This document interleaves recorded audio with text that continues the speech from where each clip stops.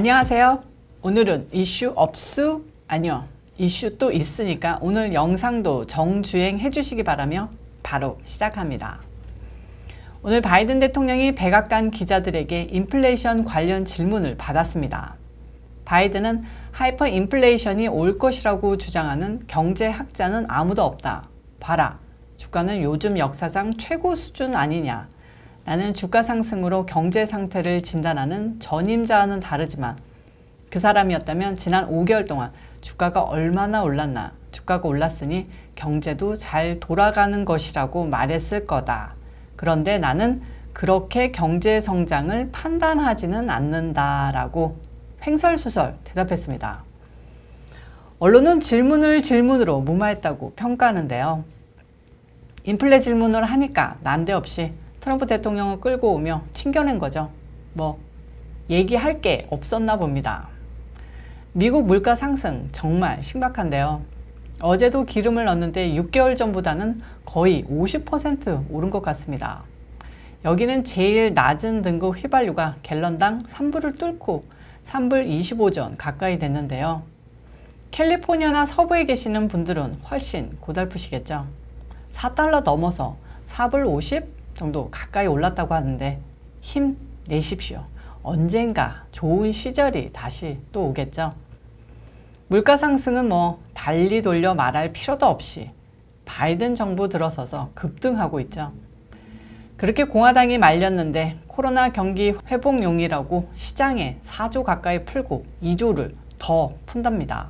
6조 달러, 6조 원이 아니고 6조 달러면 7천조 원인 겁니다. 한국 1년 예산이 5,600조라고 들었는데요. 거의 10년 이상을 세금 안 걷고 쓸 수 있는 돈인 겁니다. 한마디로 천문학적인 돈인데 그게 미국에 쑥 들어오니까 돈이 돈 같지 않게 되는 거죠. 그냥 개개인 몇천 불 받은 게 다가 아닙니다. 얼마 전 연방중소기업청 레스토랑 회생 그랜트 최종 지원 현황이라는 자료가 공개됐는데요. 이는 연방정부가 팬데믹으로 매출 감소의 어려움을 겪은 식당 업계를 지원한다고 만든 프로그램입니다. 총 10만 600개 식당에 총 286억 달러가 투입됐는데요. 한인타운의 구멍가게만한 분식점들이 7, 8만 불을 받고 노래방들이 1, 20만 불을 받고 고깃집들은 100만 불 가까이 혹은 그 이상을 받아서 난데없이 그 식당 업주들이 눈초리를 받고 있습니다. 사실 이분들의 잘못은 아니죠. 돈 준다는데 열심히 지원서 내서 타먹은 게 잘못은 아닙니다. 솔직히 코로나로 큰 타격을 받긴 했지만 테이크아웃 영업으로 유지하거나 잘된 식당들도 있습니다. 코로나 회복되니까 가장 영업 회복한 업종이 요식업일 텐데요. 다른 업종에 계신 분들은 레스토랑 업주들에게만 지원금을 뭉텅이로 준 것에 대해 형평성이 맞지 않다며 분통을 터뜨리고 있습니다. 잠깐 수다가 좀 샜는데 지금 논란이 된 레스토랑 회생 그랜트 이게 단지 286억 달러입니다. 근데 이거의 30배에 달하는 6조 달러의 자금이 풀리는 거니까 인플레이션이 생기겠습니까? 안 생기겠습니까? 바이든 정부 내년 중간선거에서 심판 확실히 받아야 할 것 같습니다. 그래도 대통령 건강 아주 잘 챙기시기 바랍니다. 잘못 확 가시면 더 골 때리는 까말라 해리스 아줌마가 대통령 되는 거니까요.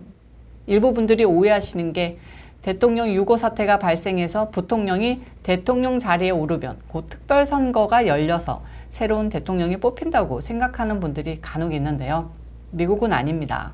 대통령이 6개월 만에 만약에 꼬가닥 하면요. 부통령이 나머지 3년 반 동안 계속 대통령 임기를 채우는 겁니다. 바이든 7월 20일로 딱 취임 6개월이 되는데요. 아직도 3년 6개월이나 남았습니다. 자, 어쨌거나 시간은 흘러 갑니다. 트럼프 대통령이 최소 3명의 지인들에게 2024년 대선에 나갈 것이라고 밝혔다는 겁니다. 이게 공식 발표는 아니고 세계 최고의 음악 잡지 롤링스톤스에 뜬금없이 올라온 기사인데요. 사실 트럼프 대통령은 여러 차례 대통령직에 다시 나가겠다고 힌트를 줬었죠. 그때마다 지지자들은 열광했고 주류 언론은 까대기에 여념이 없거나 축소 보도를 했습니다. 공화당에 그렇게 인물이 없냐라고 하면서 말이죠. 그런데 말입니다. 공화당에 인물이 없다는 것은 민주당 생각이고요. 트럼프 전 대통령이 2024년 대선에 나서면 물러서겠다고 밝혔던 플로리다의 론 드산티스 주지사가 정말 슈퍼스타처럼 공화당의 미래를 받쳐주고 있는 인기 1순위 인재고, 텍사스의 그렉 에벗 주지사, 휠체어에 역시 의지했던 프랭클린 루즈벨트 대통령을 떠올리게 하면서 카리스마를 뿜뿜 뿜어주고 계신데요. 이 밖에도 많은 공화당 대표 정치인들이 버티고 지지하고 있습니다. 아무튼 민주당이 삽질하는 만큼 공화당의 주가는 올라가고 있습니다. 일단 가장 큰 목표는 내년도 선거입니다. 여기서 단순한 공화당 승리가 아니라 트럼프 충성파 의원들이 다수를 이뤄야 하는 게, 그래야만 공화당의 체질을 확실히 샥 갈아치울 수 있기 때문입니다. 아시다시피 공화당의 차기 대선 후보 선호도 조사를 보면요. 트럼프나 드산티스뿐만 아니라 이놈의 마이크 펜스도 항상 3, 4위에 오르고 있거든요. 그만큼 공화당원이면서 정신 못 차리는 사람들이 있다는 소리입니다. 그게 다 공화당을 수십 년 장악했던 딥스테이트 세력 때문인데요. 트럼프 전 대통령이 갑자기 등장하기 전까지 공화당의 주류는 이 같은 딥스들, 그러니까 광범위하게 얘기하자면 미국 상위를 차지하는 부자들이었습니다. 이들을 승계한 신흥 부자들이 이제 엘리트랍시고 정치적 올바름으로 무장하고 비판적 인종이론을 읊으면서 나는 백인이니까 죄인이야, 흑인들이 옳고 사회주의 사상이 세상을 평화롭게 할 거야 라고 정신 나간 소리 하면서 정작 돈의 노예가 돼서 쾌락과 풍요로움 속에서 썩어가고 있는 것 같은데요. 한때 보수의 주류였던 옛날 부자님들은 이제 늙어서 공화당에 남아서 트럼프 욕하고 체이니 시절 그립다고 한탄하며 펜스나 리즈 체이니 같은 것들한테 우쭈쭈 참 잘했어요 하고 칭찬해주고 계신 겁니다. 하지만 2022년 중간선거에서 싹 트럼프 충성파가 공화당을 장악하면 그런 분들은 이제 자연스럽게 물갈이가 될 겁니다. 그리고 2024년 다시 세상이 바뀌면 진정한 위대한 힘이 돌아올 수도 있을 것 같습니다. 이제 선거를 앞두고 또 수많은 여론조사가 실시되고 그 결과가 발표될 것 같은데요.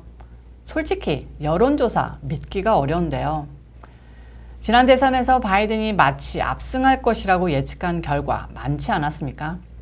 지난해 실시된 여론조사를 분석한 연구 결과가 나와서 하나 알려드릴게요. 미국 여론조사협회 AAPOR이 19일 오늘 작년 대선의 전국 단위 여론조사에서 오차가 40년 만에 가장 컸다고 발표했습니다. 협회는 전국 단위 529개 주, 단위 1,572개 등 2,858개 여론조사를 분석했는데요. 바이든과 트럼프 대통령 간 지지율 오차는 전국 단위에서는 3.9%포인트, 주 단위에서는 4.3%포인트였습니다. 주 대상 여론조사에서 트럼프 대통령에 대한 지지도가 평균 3.3%포인트 낮게 평가했고요. 바이든 여론조사 지지율은 실제 투표보다 1%포인트 높았습니다. 자, 이런 설문조사 결과가 투표에 어떤 영향을 미치냐면요. 이기고 있다는 후보에게는 별다른 변화가 없을 수 있지만 지고 있는 후보의 지지자들은 에이, 졌구나. 나 하나 투표 더 한다고 뭔 변화 있겠어? 하는 생각을 심어주면서 투표를 기브업하게 만드는 효과가 있습니다. 그래서 설문조사 기관이 제대로 머리 박힌 인간들 수중에 있어야 하는데 미국도 참 갈 때까지 간 것 같습니다. 설문조사 기관들은 지난 대선에서 샤이 트럼프 유권자층을 충분히 잡아내지 못해 결과가 그 모양이었다고 변명하는데요.